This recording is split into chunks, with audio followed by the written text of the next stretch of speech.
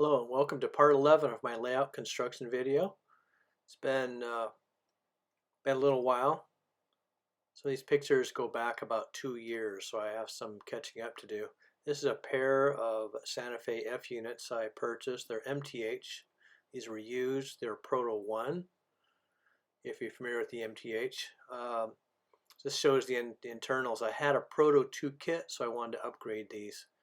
So as a departure from working on the layout, I had a little fun purchasing these and then modifying them. So I took this GP20 that's in the bottom and converted that kit, moved it over to the F unit. These are some pictures beforehand, and here it is after the conversion, but in the test phase. So the wiring is a bit of a mess before I've had a chance to shorten it up and zip tie it and then put the shell back on. If you've ever done these are a lot of fun. They're pretty easy to do. You have to move the hardware over, and of course then you're done. You have to hook up your computer, and then you can import the sound set to it. And here's the completed unit. I ended up modifying the dumb unit also, so that way there's no cab interior light. I think this scene shows it with it on, but I turned that off because it didn't seem to be very prototypical.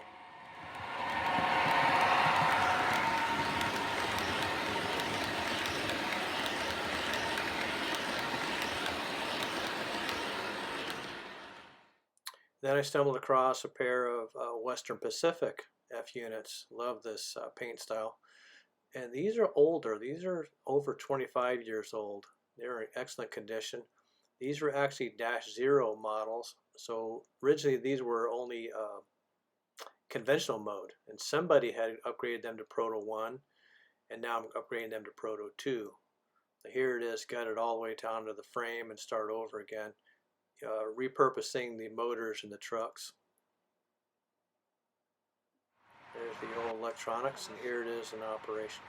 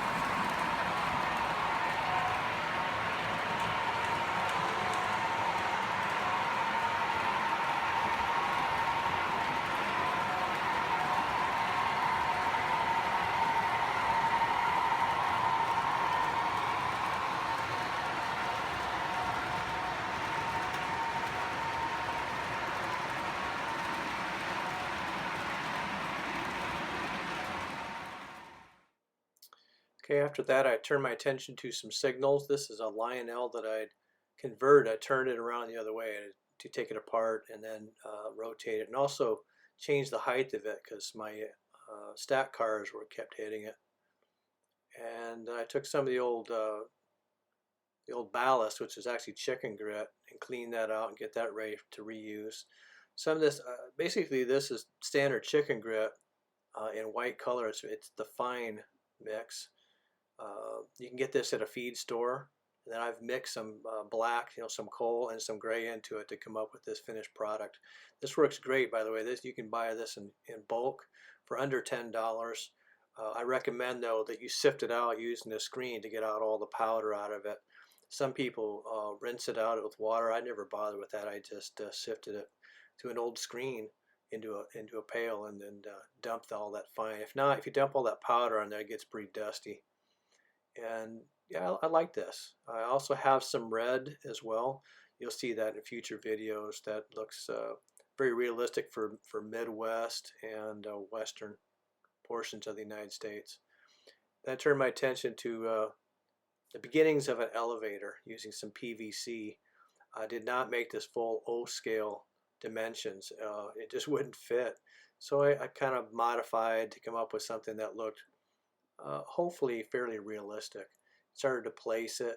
It's far from finished even as of today, but it's in a start process. Then these are some styrene sheets that I purchased on eBay. They're 8.5 by 11, and I glued them up on some 1/4-inch styrofoam and used some wood trim to simulate a concrete and block walls is what I'm after for the scene one, the city scene, to look like a barrier wall. And after it's painted, I plan to weather it and add some other texture to it to give it more realistic feel. Here it is, just test place, and I built these in sections, and they're held together with Velcro, so that way I can remove them to access the layout, if I need to do repairs. Here it is. I used a concrete paint, just some Rust-Oleum concrete color. You have to be careful with the styrofoam because that stuff kind of chews and eats up that styrofoam, so just real light coats. And it came out pretty decent. I still have a little more to go, but I'm pretty pleased with it. I'd be curious to see what it looks like after I get some weathering on it.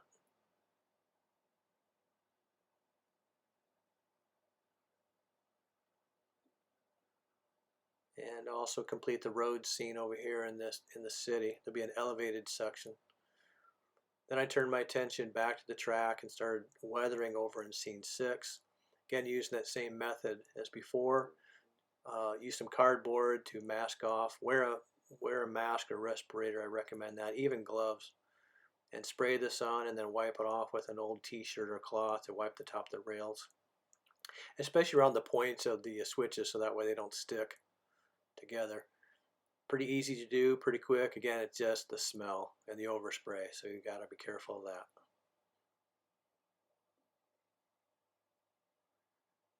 Reefer layout, this is probably the only caustic thing that we do. Everything else is water-based product, so it doesn't have a lot of fume to it, other than maybe some latex paint, but that's minor. What an improvement from years ago where everything was oil-based. It's much nicer now to have a water-based product.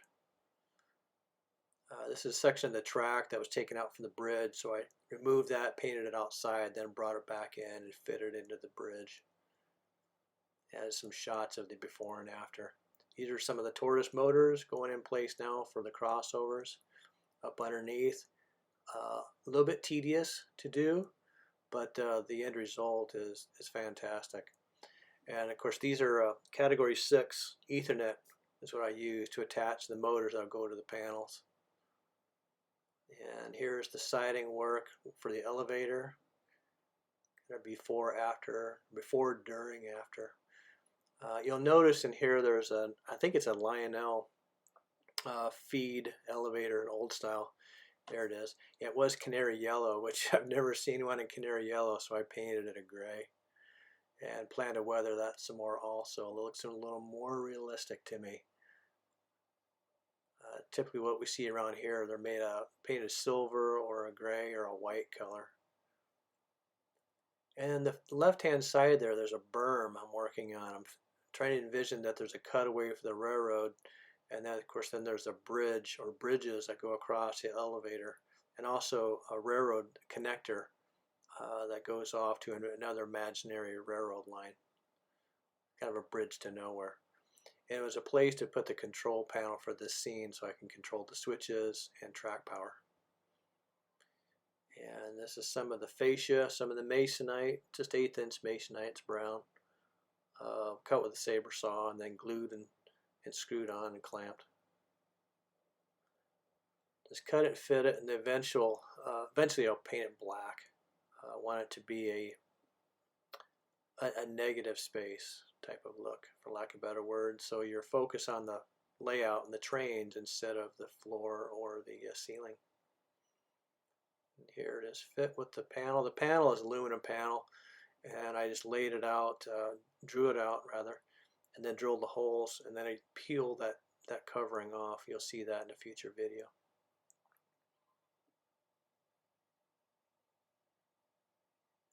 The different wires will come up to the control panel. The yellow wires are track power, and the others are switch power or indicators that'll be in the panel,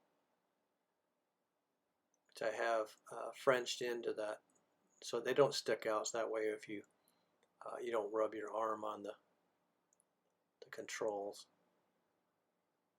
Here you can clearly see the 3 different levels, the staging yard underneath, and then the 2 levels of the main portion of the layout.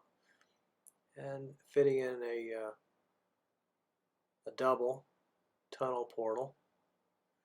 These are just ordered online. They're kind of I'm not sure what they are. They're some type of like a styrofoam.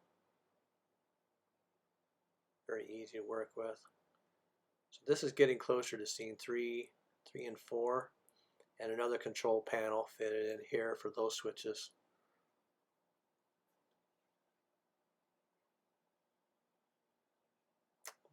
More fascia, trying to curve and bring a nice aesthetic to the layout. Fit in some styrofoam. Starting to use styrofoam in more places. Haven't used that in the past too much, but I'm starting to incorporate some more of that, and you'll see that again in future videos also. Putting in a road and placing where signals will go, and there'll be a factory on the left there, and then perhaps a farm down here in this back left corner. I'd like to take this opportunity to thank everyone for watching our video, for all your positive comments and your questions as well. If there's anything I can do to help out, please don't hesitate to ask. Thanks for watching. Until next time, bye-bye.